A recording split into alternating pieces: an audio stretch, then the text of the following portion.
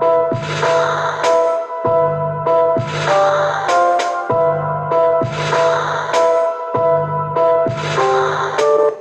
welcome back to KAMMA. I'm Khalil Deal.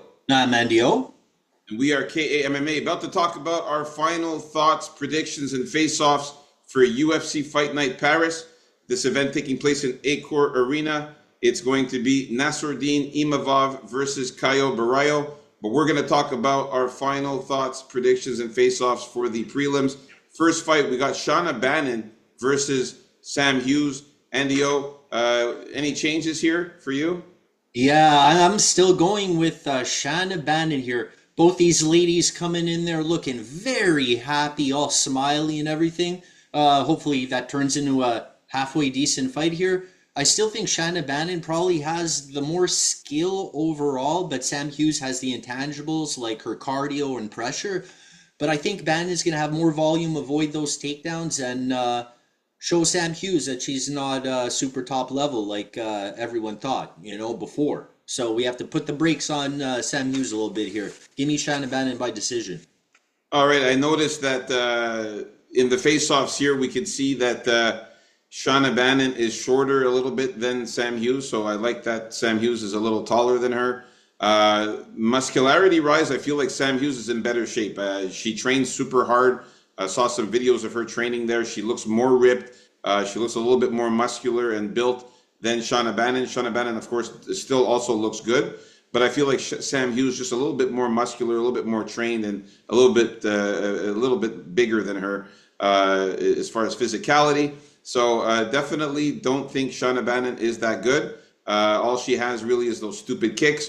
I think she'll get caught by one of those kicks. Sam Hughes will bring her down, grab the leg, bring her down, get on top of her, ground and pound, land more strikes. I think she's a better striker, I find. Sam Hughes is a better striker than Shauna Bannon, and also a better grappler. And for those reasons, I'm going to take Sam Hughes to win by submission or decision. So for me, it hasn't changed at all. All right, so we're in disagreement with this fight here. Next fight we got is Andreas Gustafsson against Rinat Fakhretdinov. This one here, man, both of these guys in great shape. Fakhretdinov, we can see, is taller than Andre Gustafsson. It looks like he's quite a bit taller. It was supposed to be a 1-inch height difference. I think Fakhretdinov is more than an inch taller than Gustafsson here, so I think they got that wrong. But I do like the size of Gustafsson. I think he's a bigger guy. I think he's more built, more muscular, and bigger than Fakhretdinov. Fakhretdinov is also in great shape. He's shredded as well and looks good. But I just think Gustafsson is going to really put the pounding and the beating on this guy.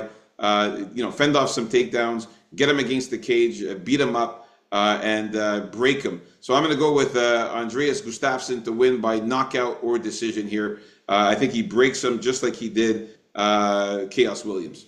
I don't think he's going to have an easy time breaking him off his back, because that's what I think Fakhretdinov's going to do very well early on. And I think he's going to do it good enough that once he starts gassing out, that he's going to be able to hold on and get that decision win, and possibly even a robbery win. So I'm saying with this, with next to no confidence here, very low confidence.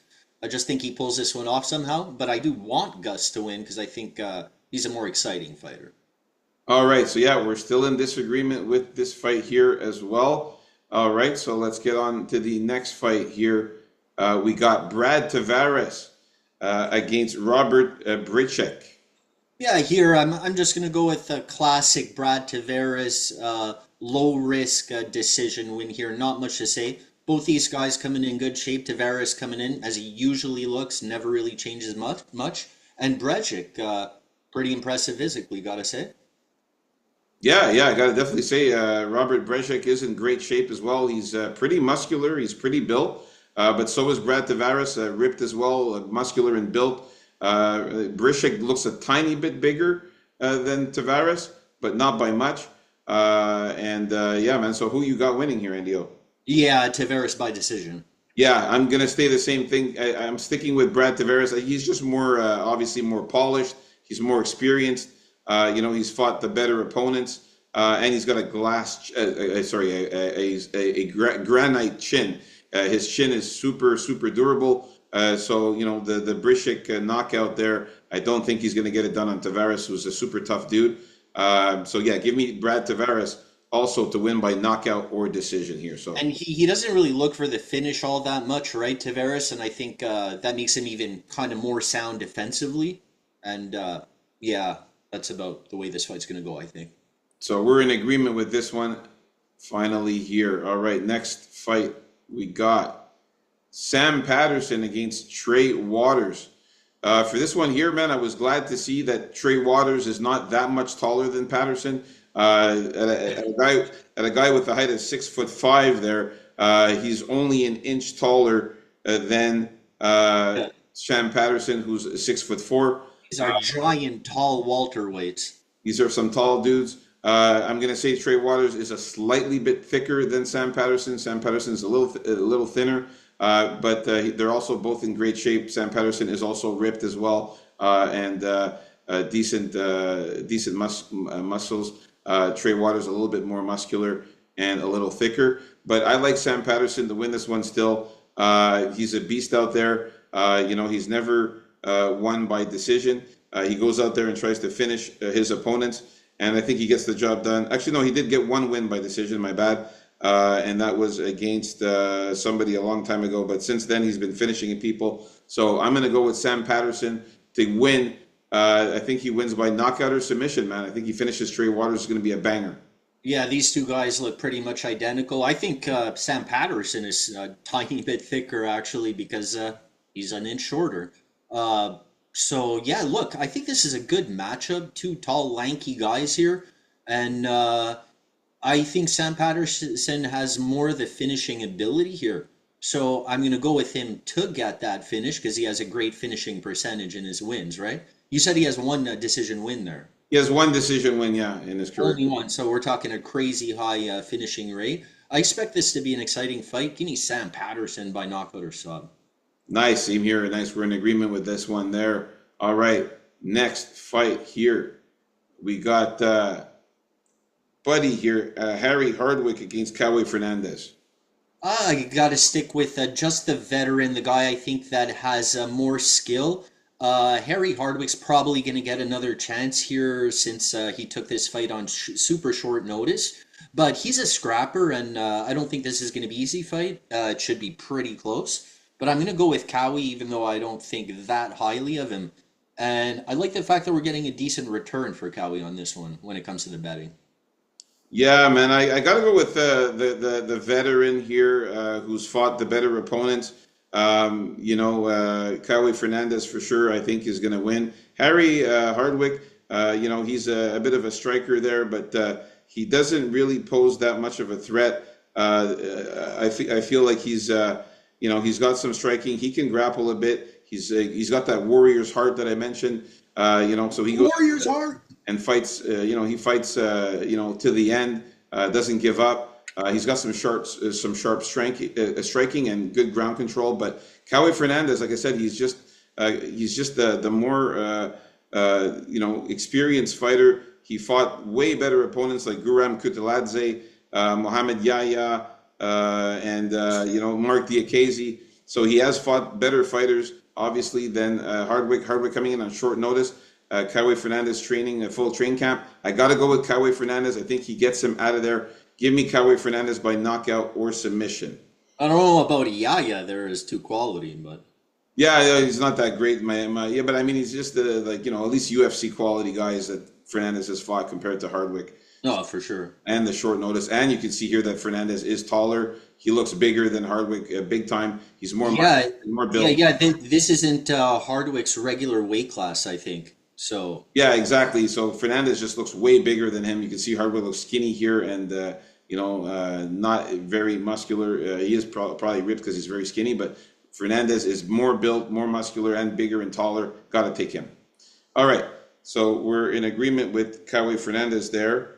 Next fight here is a really good fight. I'm looking forward to seeing here with Marcin Tybura against Ante Delija. You can see these guys getting each other's faces here. Tybura actually looks better than I thought he was going to look. I thought he was going to come out flabby and fat, but no, he actually looks pretty decent. He's in decent shape there. Ante, though, is in better shape. He's more ripped, more muscular and built, and a little bit leaner. They're about the same height here, as you can see. I just think that Ante Delija is going to be the stronger guy. I think he's going to come out here and give a good beating to Tibera and possibly knock him out. So I'm going to go Ante to win this one by knockout or decision. Yeah, this is a very, very close to call this fight, and the odds are even as of right now. I'm going to stick with Martin Tibera to make it 2-0 against Delgia by, classic grindy Tibera style. Get him up against the fence and try and get a sloppy takedown. Once he gets on him, I think he's going to triangle choke him out for the sub. If not, just ground and pound him. All right, so yeah, and he should be like 15, 20 pounds heavier in this fight, I think, too. So if he gets on top of him, it's not going to look good for Delija here. So you got Tibera? Yeah. All right, so we're in disagreement with this one like we did before. All right, next fight. Umar C versus B for Brendan Ribeiro. So Umar C versus Brendan Ribeiro. I'm gonna go back to Umar C in this one.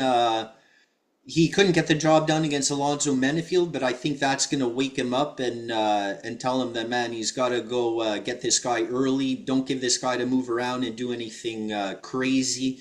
And just be careful with any subs when he's coming in for those takedowns. He doesn't want to get grabbed by the neck. But once he gets him down, man, maintain the pressure, some good ground and pound. Maybe we'll even see a sub from OC here. So, give me OC by finish. Yeah, both these guys in great shape. Ribeiro a little tiny bit taller, but as far as muscularity, both of these guys are in great, amazing physical shape. They're both built. They're both ripped. They're both very muscular. They are about the same size.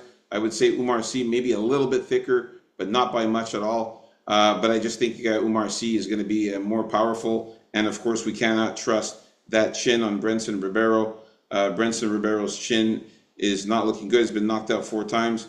I'm going to go with Umar C to win by finish here, knockout or submission.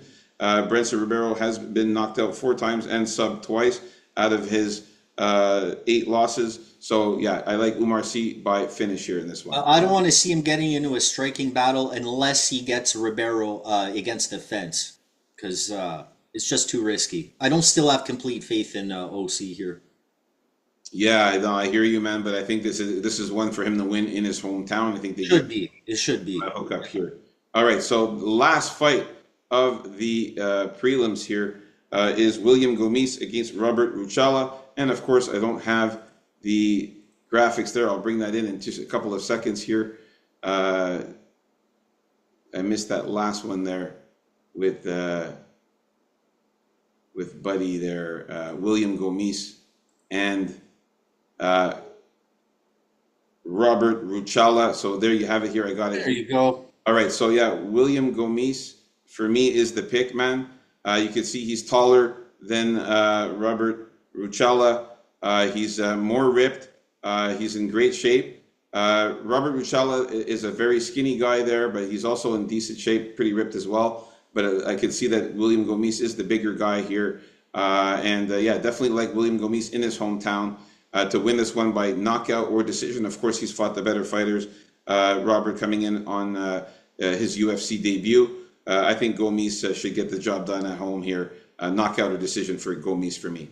Yeah, he really should get the job done here. The only thing I'm going to say is that if he reverts back to that real patient style of French fighting, don't be surprised if Ruchala comes away with a decision, because he's very active. He comes forward. He's always in movement. Just keep an eye on that. But if he fought more like he did against Haider Emil and just be more, have more volume, I think he should pull this one off. So give me Gomis by knockout or decision. So there you have it, folks. Our final thoughts, predictions, and face-offs for the prelims. Like and subscribe. We need 3 more subs to get to 100. And stay tuned for the final thoughts, predictions, and face-offs for the main card. Hey, baby. Peace out.